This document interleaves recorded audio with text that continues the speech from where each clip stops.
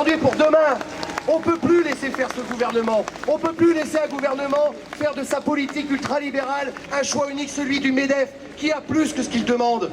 Parce que demain, il y aura encore de la casse. Et en 2014, l'année où il ferme l'usine, Goodyear-Vance touche 2,8 millions au titre du CICE. Là aussi, il y a des vrais problèmes. L'utilisation des fonds publics dans l'intérêt des Français, non pas l'intérêt des multinationales. Alors, moi je le dis très clairement, on ne va pas pouvoir continuer longtemps encore comme ça, à se réunir de temps en temps et à s'éparpiller.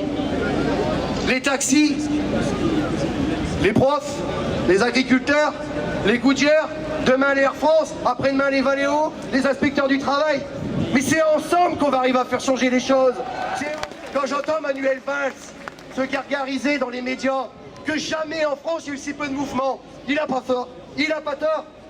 Il y a un effet soporifique de ce gouvernement. Mais si Sarkozy avait fait un centième de ce que l'autre il est en train de faire, ça sera à feu et à sang dans les rues de Paris, partout, on se bougerait le cul. Alors maintenant, il nous appartient, nous tous autant qu'on est, de mettre en place une courroie de transmission qui va chercher tous ceux qui, comme nous, ont soif de justice sociale dans un pays riche. Parce que oui, la France est un pays riche. Mais oui, on lâche rien. Tout le monde, on lâche rien. On lâche rien. On lâche rien. On lâche rien. Walou. On lâche rien. Walou. On lâche rien. On lâche rien. Ils nous parlaient d'égalité. Et comme des cons, on les a crus. Démocratie, fais-moi marrer. On n'y croit plus. Nos dirigeants sont les menteurs. On lâche rien. Tout le monde. On lâche rien. On lâche rien. On lâche rien.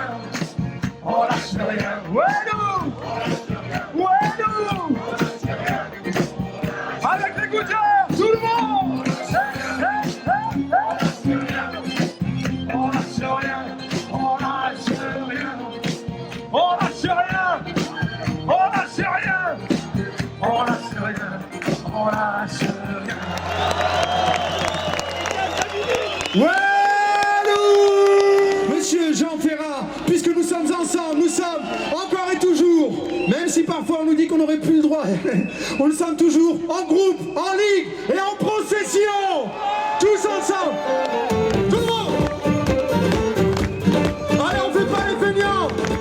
On sort les mains des poches, on décolle les pieds du sol, tous ensemble, tous ensemble. En groupe, en ligue, en procession, en bannière, en slip, en veston. Il est temps que je le confesse, à pied, à cheval et en voiture, avec des gros, des petits, des durs. Je suis de ceux qui manifestent. Tout le monde.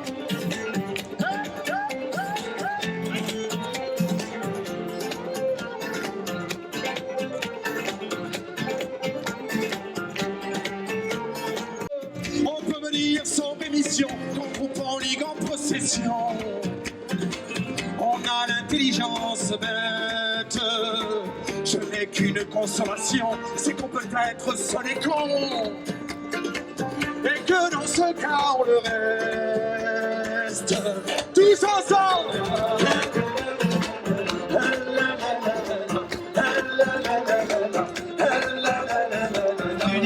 Défendre les 8 camarades de chez Goodyear. Ils en ont besoin. On en a tous besoin d'ailleurs. De se réunir, de se serrer les coudes. La mobilisation doit continuer.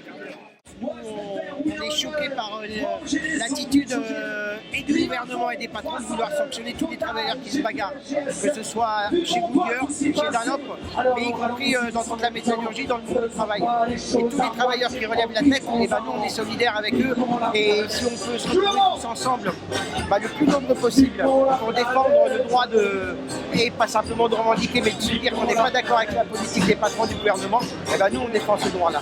Renault affiche des résultats records, que ce soit au niveau des ventes, que ce soit au niveau des bénéfices et de l'argent, ils en ont plein les poches et c'est urgent que dans le monde du travail, y compris chez Renault, mais dans beaucoup d'entreprises qui sont liées à l'automobile, que les travailleurs ils aillent revendiquer leur vie et que nous aussi on revendique. Aujourd'hui nous sommes là pour témoigner de notre soutien vis-à-vis des salariés de Goodyear qui ont été touchés vraiment de plein fouet par la répression antisyndicale qui s'est mise en place là depuis quelques années, enfin qui s'est renforcée depuis quelques années.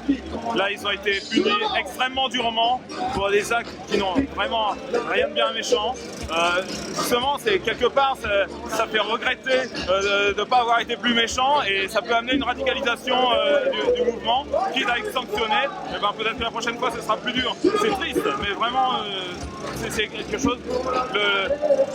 La justice et le gouvernement, à travers elle, doivent effectivement un petit peu balayer dans leur porte.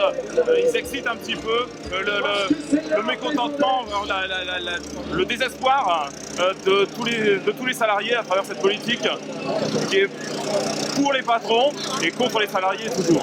Vous faites quoi dans la vie, Sébastien? Je suis banquier, moi. Vous êtes banquier? Non, je suis informaticien dans une banque. Et c'est facile d'être syndicaliste CGT chez la Dixis?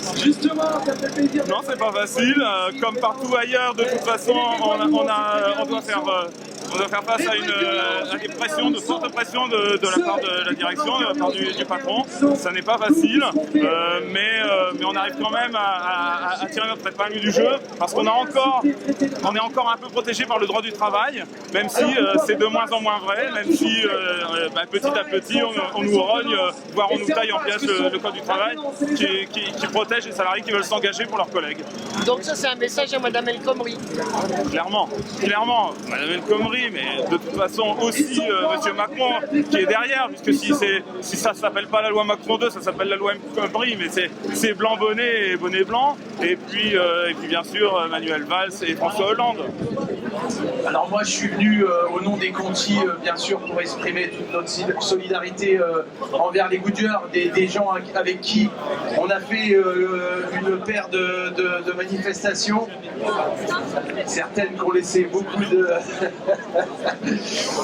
Voilà, donc par rapport aux Conti, alors dans les médias on a souvent tendance à vous dire la violence c'est dégueulasse, c'est pas bien. Et on vous dit que la meilleure solution, il y a des solutions, il y a la loi. Alors, nous, on est passé par la loi, c'est-à-dire que depuis la fermeture de l'usine, il y a eu divers procès. Il y a eu déjà les 680 qui sont allés au prud'homme, qui ont gagné en première instance, qui ont gagné en deuxième instance. Il n'y avait aucune raison économique à la fermeture de cette entreprise. Aucune.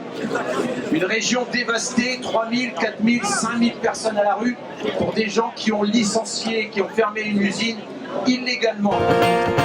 Puis on l'enferme quand c'est nécessaire, regarde.